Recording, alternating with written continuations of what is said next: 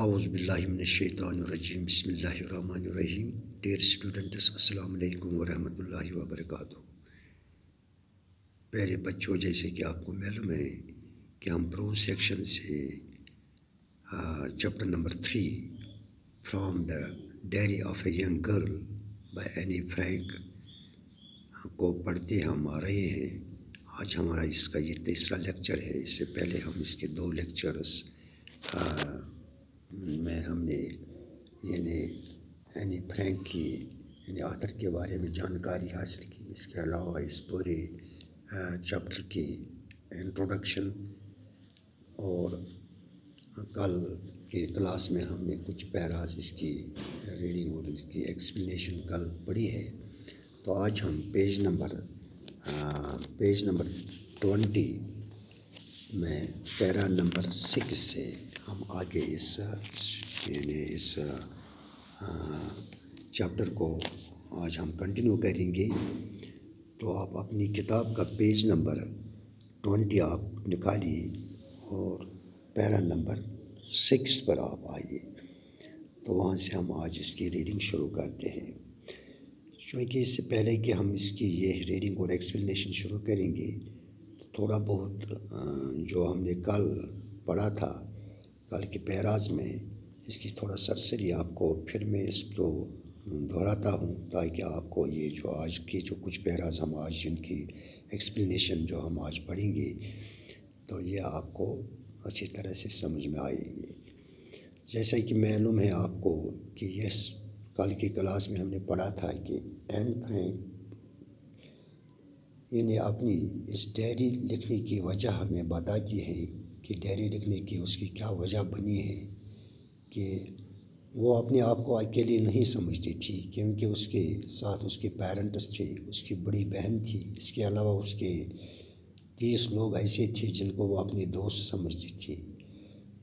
اپنے دوستوں کے ساتھ تو وہ روزمرہ کی باتیں تو وہ شروع کرتی تھی، اور اس کے علاوہ ان کے ساتھ وہ موج مستی والی باتیں.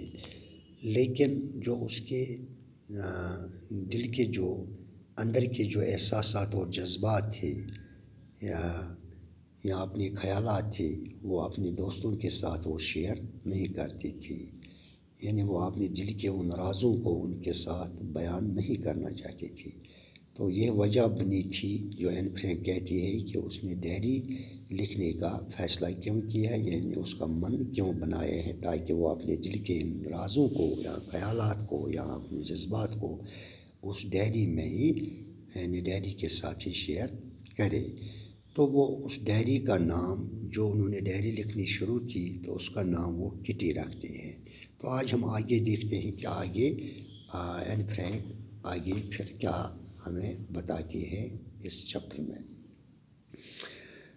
تو since no one would understand a word of my stories to Kitty if I were to plunge right in, I did better provide a brief sketch of my life, much as I dislike doing so. کیونکہ کوئی بھی آدمی کٹی کو اس diary کو بتائی گئی میری باتوں کا ایک بھی لفظ سمجھ نہیں پائے گا اگر میں انہیں سیدھے ہی لکھنا شروع کر دوں. اس لیے بہتر ہوگا کہ اگر میں اپنی زندگی کی ایک مختصر تصویر انہیں پیش کر دوں، جبکہ ایسا کرنا مجھے اچھا نہیں لگتا ہے.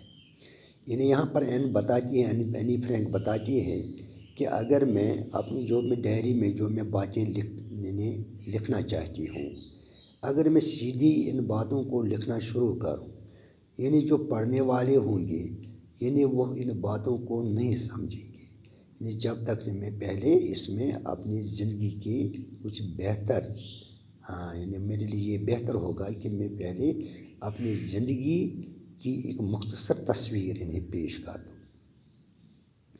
My father, the most adorable father I have seen, did not marry my mother until he was 36 and she was 25. My sister Margot has born in Frankfurt in Germany in 1926. I was born on 12 June 1929. I lived in Frankfurt until I was 4. My father immigrated to Holland in 1933.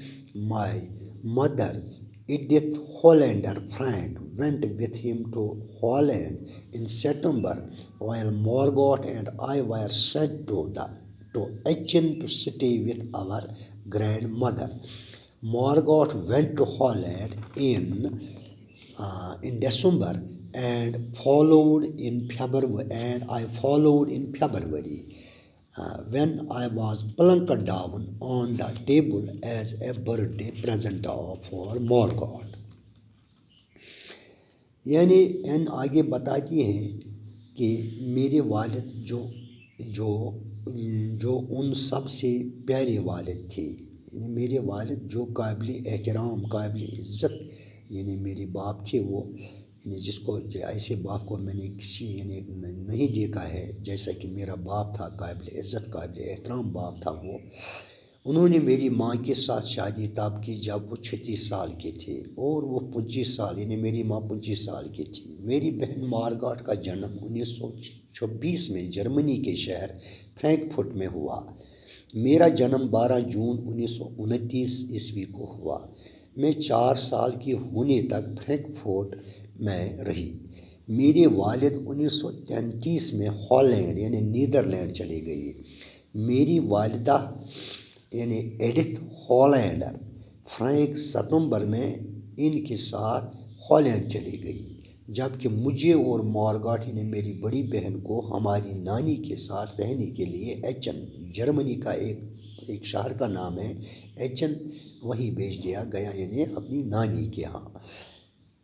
यानी उनके माँ बाप तो चले गए थे Holland और इनको जर्मनी में ही यानी अपने नानी के पास यानी एचन भेजा गया, एक शहर का नाम है जो जर्मनी का एक शहर है। मार्गेट दिसंबर में हॉलैंड चली गई और यानी मेरी बहन इसके बाद दिसंबर में वहाँ चली गई और इसके पीछे पीछे फरवरी में मैं भी वहाँ पहुँच गई हॉलैंड, जब मुझे मेज़ पर इस तरह पटक दिया गया जैसे मैं मार्गाट के लिए जन्मदिन का कोई तोहफा थी। I started right away at the monastery's nursery school. I stayed there until I was 6, at which time I started in the first form. In the sixth form, my teacher was Mr. Cupris, the headmistress. At the end of the year, we were both in tears as we said a heartbreaking farewell.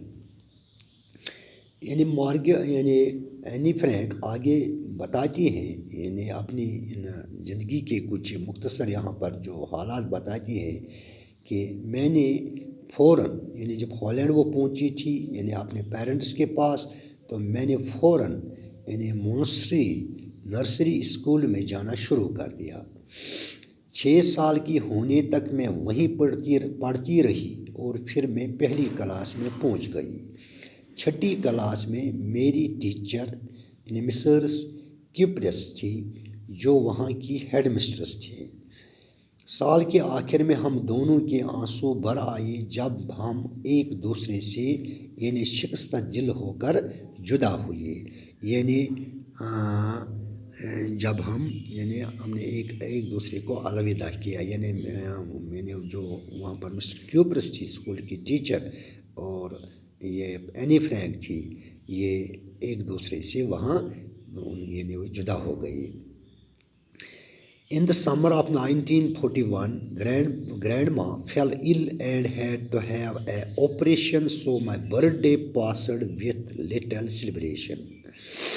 यानी N आगे फरमाती हैं कि Anne Frank कि 1941 की गर्मियों में मेरी नानी बीमार पड़ गई और इनका ऑपरेशन करवाना पड़ा, इसलिए मेरा जन्मदिन बिना किसी खास तकरीब से बीत गया। यानी मेरी जो नानी थी यानी वो 1941 की यानी गर्मी के सीज़न में वो बीमार हो गई थी। यानी उसी यानी सीज़न में मेरी चूँकि ये बर्थडे थी तो اس سال یعنی اس کی اس بیمار ہونے کی وجہ سے میری اس جنم دن کو یعنی اس کو بنا کسی خاص تقریب کے یعنی سیلیبریٹ کیا گیا۔ Grandma died in January 1942. No one knows how often I think of her and still love her.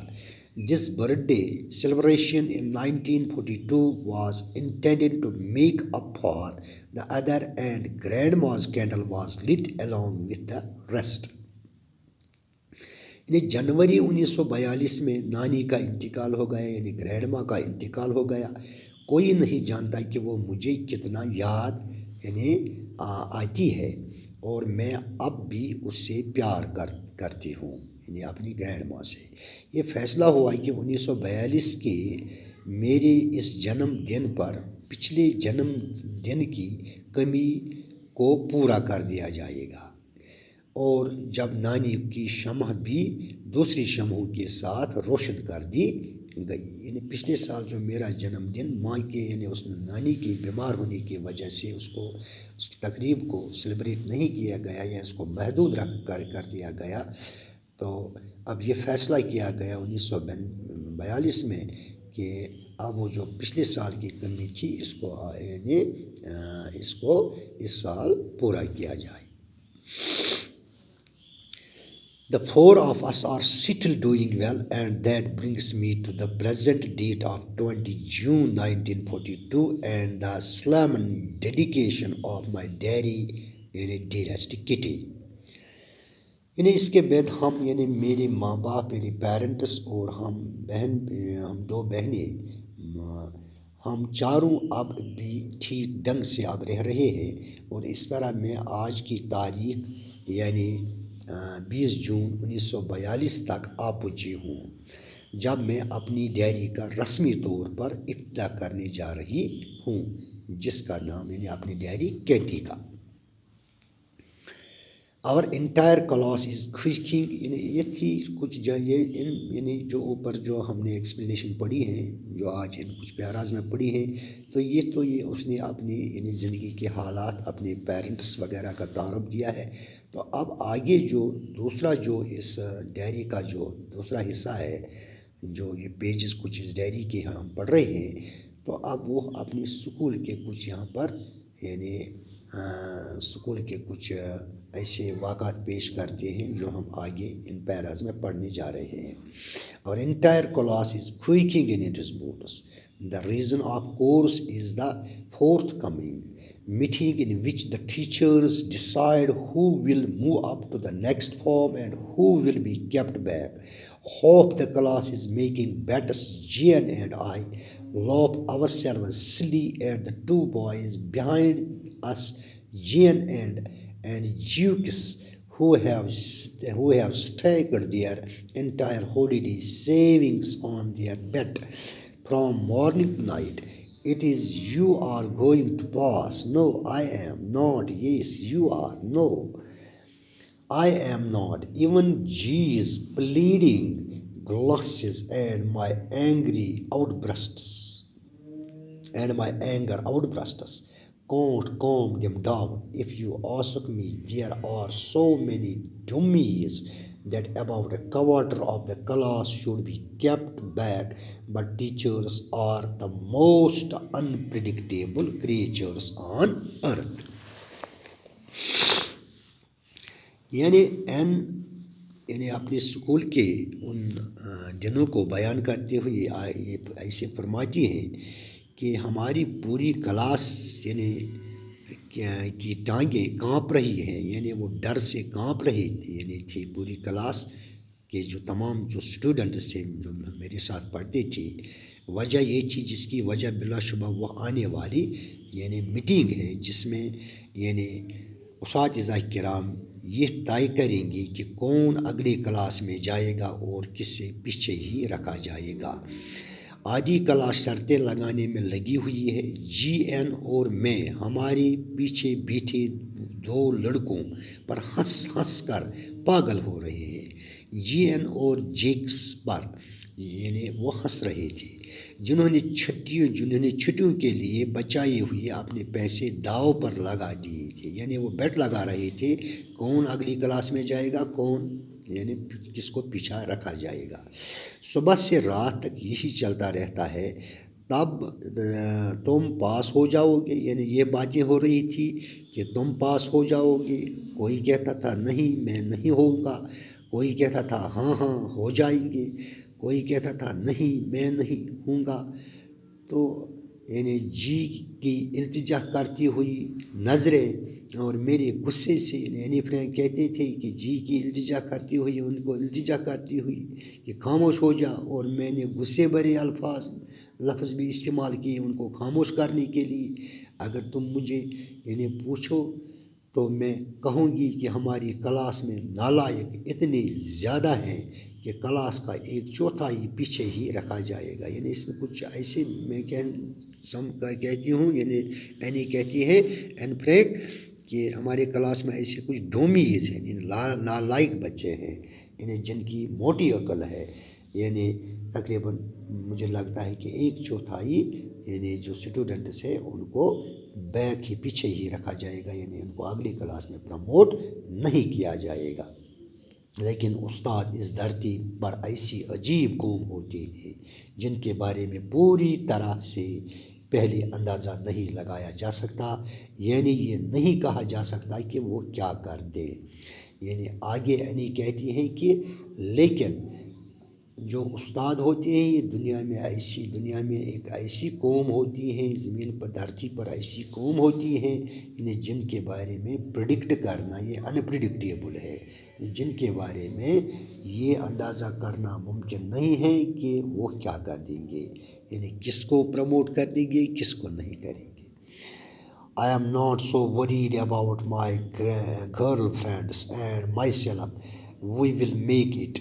The only subject I am not sure about is maths. Anyone, all we can do is wait until then. We keep telling each other not to lose heart.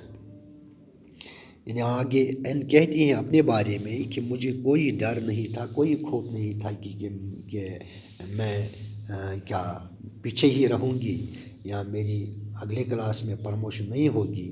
لیکن مجھے اپنی سہیلیوں اور اپنے بارے میں اتنی پریشانی نہیں ہے، ہم پاس ہو جائیں گے. صرف ایک بات جس کے بارے میں مجھے یقین نہیں ہے، جس میں پر مجھے تھوڑا شبہ ہے، وہ حساب کا مضمون ہے، میتھ کا مضمون ہے. کچھ بھی ہو ہم انتظار کرنے کے سوا اور کچھ نہیں کر سکتے. تب تک ہم ایک دوسرے سے یہی کہتے رہتے ہیں کہ ہمت مت ہارو. یعنی بس ہمیں اب انتظار کرنا ہے. یعنی کہتی ہیں کہ اب جو نتائج آئیں گے یعنی رزلٹس آئیں گے یا ٹیچرس نے جو ڈیسائیڈ کیا ہے یعنی اس کا انتظار کرنا ہے. ہمیں ایسی باتوں میں یا بحث مباحثے میں نہیں پڑھنا چاہیے. تو مجھے تو اپنے اور اپنی سہیلیوں کے بارے میں کوئی ڈر نہیں ہے، لیکن اپنے بارے میں بس یہی ہے کہ تھوڑا میتھ میں مجھے کمزوری ہے. تو بہرحال ہمیں ہمت نہیں ہارنی چاہیے، ہمیں انتظار کرنا چاہیے. تو یہ تھی ایکسپلینیشن یعنی آج کے ان کچھ پیراز کی. تو اب ان پیراز سے کچھ یہاں پر ایکسپریشنز ہیں جن کی میننگ ایسے ہیں جو میں آپ کو بتاؤں گا. تو یہاں پر پلنج ورڈ آیا ہے یعنی اچانک شروع کرنا. اسی طرح سے مچ ایز اگرچہ اس کی میننگ ہے اگرچہ. ایڈوریبل کی میننگ ہے قابل عزت. امیگریٹ مینز دوسرے ملک میں یعنی چلے جانا. اسی طرح سے plonked down means put down in a casual way means پٹک دیا گیا. اور رائٹ اوے مینز فوراً اور تیزی سے. ہارٹ بریکنگ یعنی دل توڑ دینے والی. سیلیبریشن مینز تقریب. میک اپ فار مینز کمی پورا کرنا. سلومن ڈیڈیکیشن مینز رسمی طور افتتاح کرنا. Quaking in its boots means ڈر سے کانپنا اور shaking with fear and nervousness. Forthcoming means یعنی جلدی واقع ہونے والی یا آنے والی. اسی طرح سے یہاں اگلا جو ایکسپریشن ہے لو آف آور سیلوز سلی یعنی بیوقوفوں کی طرح ہنسنا یا ہنس ہنس کر پاگل ہونا. اسٹیک مینز داؤ پر لگانا. پلیڈنگ گلانسز مینز التجا کرتی ہوئی نظریں. آؤٹ برسٹ مینز غصے سے بری چیخیں. ڈومیز مینز موٹی عقل والے یا نالائق جو اسٹوڈنٹس تھے. انپریڈکٹیبل مینز جس کے بارے میں پہلے اندازہ نہیں لگایا جا سکے. تو یہ تھی کچھ آج جو پیراز اس یعنی چیپٹر سے یعنی from the diary of a young girl by Anne Frank. تو انشاءاللہ آج ہم یہاں پر ہی کنکلوڈ کرتے ہیں. انشاءاللہ اس کو ہم کل آگے اس پیج نمبر 21 سے اس ڈائری کی ریڈنگ ہم کل آگے یعنی کنٹینیو رکھتے ہیں. تب تک کے لیے خدا حافظ. باقی وسلام.